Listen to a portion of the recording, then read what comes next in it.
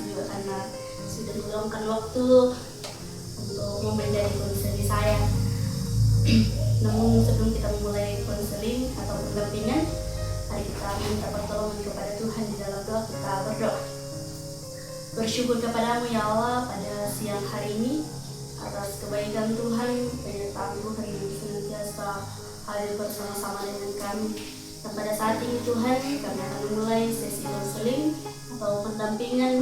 Mari Tuhan Engkau menolong kami, urapi kami dengan kuasa Roh Kudus-Mu, hadir di tengah-tengah kami sebagai Allah yang betul-betul ada untuk kami. Tuhan Yesus yang baik, inilah doa kami, ungkapan syukur kami yang kami bawa melalui anak Yesus Kristus. Itulah Tuhan dan Juru Selamat kami yang hidup. Amin. Baik, sebelum melakukan konseling, saya mau menjelaskan dulu bahwa ini adalah tugas akhir saya dari mata kuliah konseling lansia, konseling dewasa lansia. Jadi ada tugasnya yang diberikan oleh Bapak dosen bahwa harus melakukan pendampingan konseling. Namun sebelumnya saya mau bertanya kepada konseling saya bahwa bagaimana kabarnya? Puji Tuhan baik.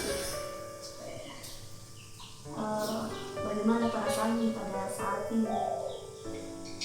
Ya baik, tapi ya begitu nih. Terlalu banyak pergumulan. Pergumulan, maksudnya kan ada pergumulan bagaimana yang kamu alami saat ini? Ya seperti biasa, saya terlalu merasa bahwa saya berbeda dengan orang-orang di sekitar saya. Jadi saya biasa mau melakukan sesuatu tapi terlalu merasa bahwa saya nggak bisa. Jadi dalam impian bahwa saya terlalu kalah duluan gitu. Sebelum melakukan sesuatu saya sudah kalah duluan karena selalu melihat diri sendiri nggak bisa, nggak mampu. Jadi sebelum melakukan sesuatu kamu merasa bahwa saya sudah tidak bisa ya gitu. Iya.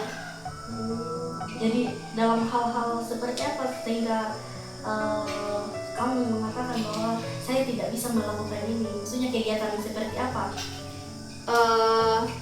Seperti kayak banyak yang undang untuk hadir ke tempat-tempat ramai begitu kan. Tapi saya selalu kayak insecure, takut bergabung sama orang-orang. Jadi saya kalau diundang sama teman untuk kumpul-kumpul, saya selalu berpikir 1000 kali mau hadir atau enggak karena terlalu insecure dengan diri sendiri. Insecure. Jadi selama ini kamu merasa bahwa saya tidak berharga. Iya betul. Apakah juga kalau misalnya di hadapan Tuhan kamu biasa mengatakan bahwa saya tidak berharga di depan teman-teman atau bagaimana? Kalau di depan teman-teman saya nggak terlalu terbuka bahwa saya begini. Tapi kalau di hadapan Tuhan saya sering mengeluh seperti itu.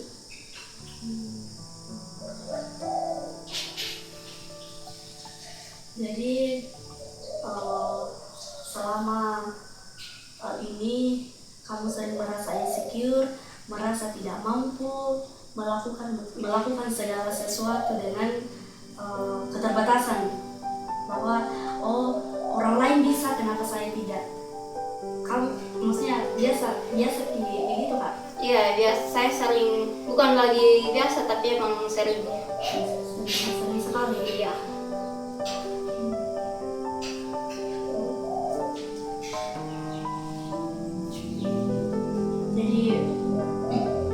Pada saat kamu berpikir seperti itu, pikiran apa yang timbul dalam dirimu? Maksudnya adakah reaksi pada tubuhmu seperti itu? Biasanya kalau saya berpikir kayak kadang saya sering berpikir kenapa harus saya harus seperti ini. Tapi kadang kalau malam lagi saya berdoa lagi, saya kadang berpikir kalau saya diciptakan begini pasti Tuhan punya rencana yang indah di masa depan. Tapi kadang itu cuma sebentar aja datangnya. Kadang kalau melihat orang lain lagi insecure lagi gitu. Jadi rasa insecure itu sangat tinggi dalam diri. Iya, betul. Jadi untuk mengatasi hal itu, apa yang sering kamu lakukan? Cuma bisa berdoa sambil nangis. Berdoa sambil nangis. Iya. Ya, itu salah satu hal yang harus dilakukan untuk melupakan, maksudnya untuk menghindari bahwa saya juga luar biasa sebenarnya. Saya punya Tuhan menciptakan saya dalam keadaan seperti ini karena ada hal tertentu yang Tuhan inginkan dalam diri saya. Jadi istilahnya jangan terlalu insecure begitu, karena setiap orang pasti memiliki kelebihan masing-masing. Ya, jangan melihat diri bahwa orang lain kok bisa, kenapa saya tidak, begitu. Orang lain bisa melakukan ini, tapi belum tentu saya juga bisa melakukannya. Atau sesuatu yang kamu lakukan, sesuatu yang kamu kerjakan, belum tentu saya bisa mengerjakan. Ya, jadi jangan terlalu insecure sama diri kita. Kita harus menerima diri kita. Begitu. Oke. Mungkin ada sesuatu yang kamu sampaikan selama ini yang betul-betul kamu pendam, atau ada sesuatu yang tersembunyi dalam dirimu. Mengapa saya seperti ini? Kenapa diri saya seperti ini? Ya itu aja, ya memang sih sering ngeluh sama Tuhan. Tapi kalau ngeluh sama orang lain yang di hadapan saya enggak. Tapi kalau ngeluh sama Tuhan sering, hampir, jangan dibilang hampir tiap malam, siang malam pun iya. Saya sering bertanya, Tuhan, kenapa saya seperti ini? Kenapa di antara banyaknya keluarga cuma saya yang kayak gini, begitu.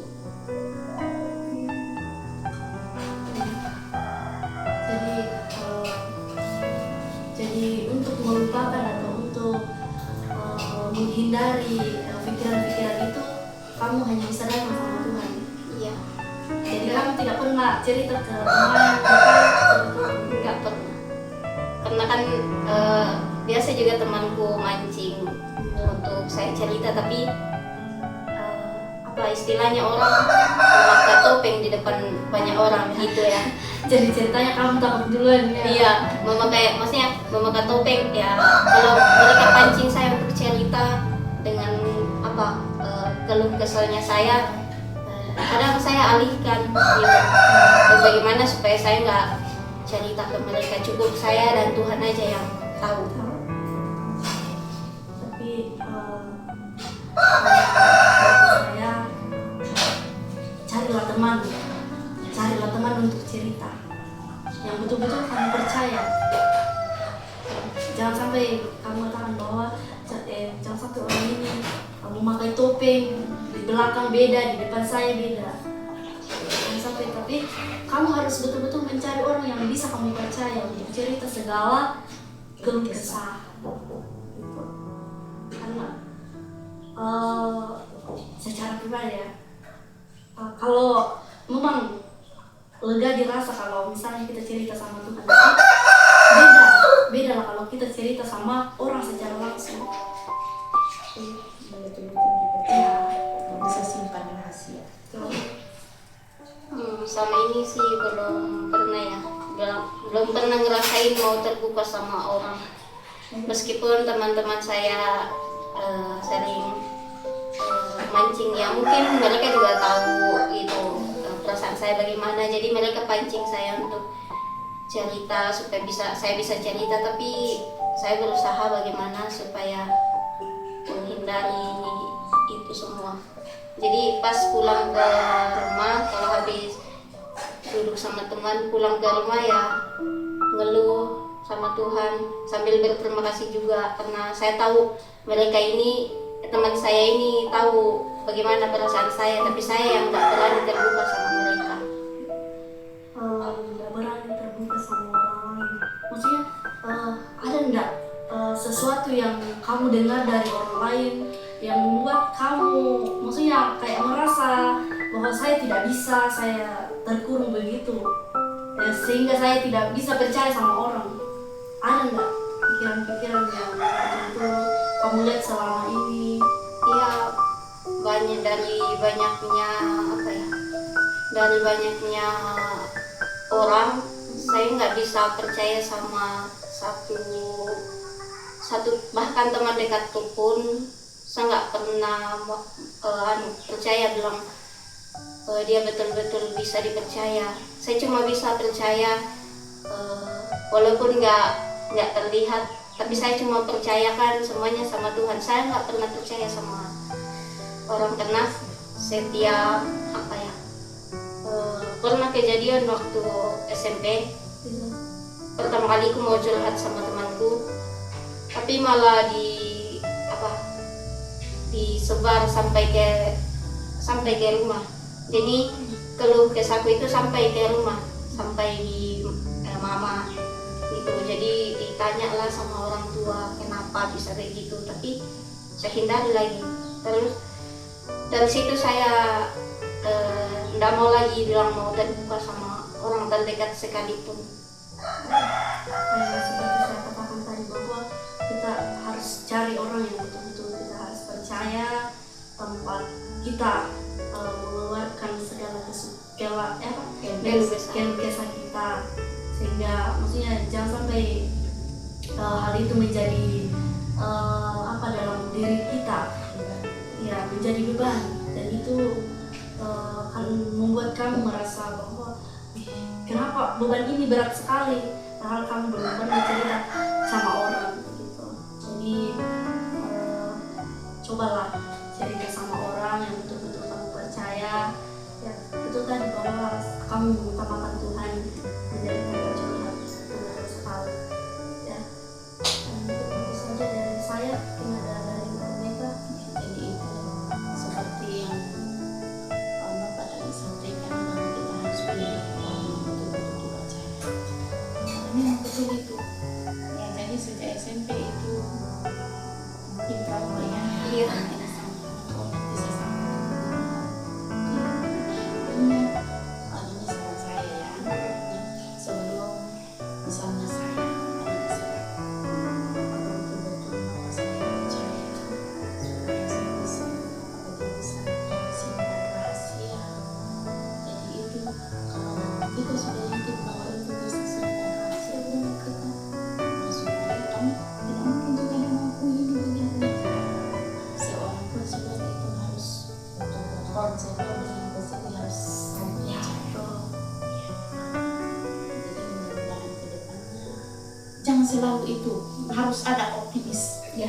Saya juga ini ciptaan Tuhan yang mulia, walaupun saya tidak seperti dengan orang lain, tetapi saya berharga di mata Tuhan. Harus semangat ya, harus semangat ya. Karena kita ini ciptaan Tuhan yang paling berharga. Di balik keterangan kita ada maksud dan rencana Tuhan ya. Jadi jangan selalu aduh saya tidak mau biar seperti ini kasihan karena saya begini. Tidak, harus ya bersyukur hari ini ya. Ada satu Intan bersyukur hari ini Tuhan pertemukan ya, Tuhan pertemukan Nova dengan Intan supaya kedepannya bisa tidak juga terbuka semua orang. Iya. Ya mungkin itu saya sampaikan, dan memang itu Tuhan yang kita utamakan ya. Tetapi lebih bagus kalau Tuhan juga kita supaya dia juga doakan kita, dia bantu kita dalam doa. Dan kalau kita sudah sampaikan unek-uneknya kita itu dan dia doakan kita, sepertinya plong gitu, ringan, aman. Mudah-mudahan ke depan jangan lagi terlalu pesimis pesimis ya. Iya. Tapi harus optimis, Iya. semangat, bangkit. Setelah bertemu dengan Nova, laki-laki itu lain dan berkati. Salam saya, terima kasih Tuhan Yesus memberkati. Terima kasih banyak Ibu dan konseling saya hari ini sudah meluangkan waktu untuk saya. Kurang lebihnya saya hanya bisa mengucapkan terima kasih sebanyak-banyaknya. Tuhan memberkati. Mungkin Ibu Pendeta bisa memimpin kita. Oh iya, oke, baik, kita berdoa.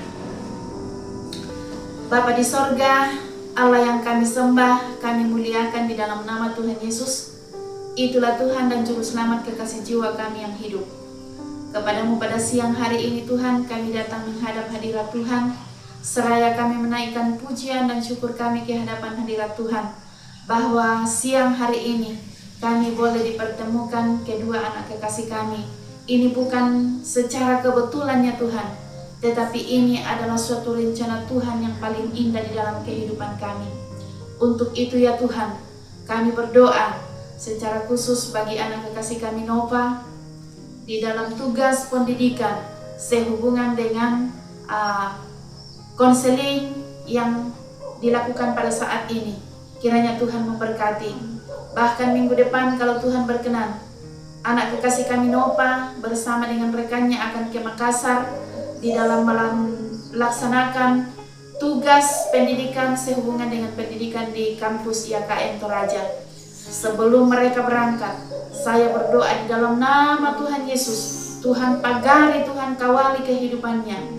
Jauhkan dari segala hal-hal yang tidak berkenan di hadapan hadirat Tuhan.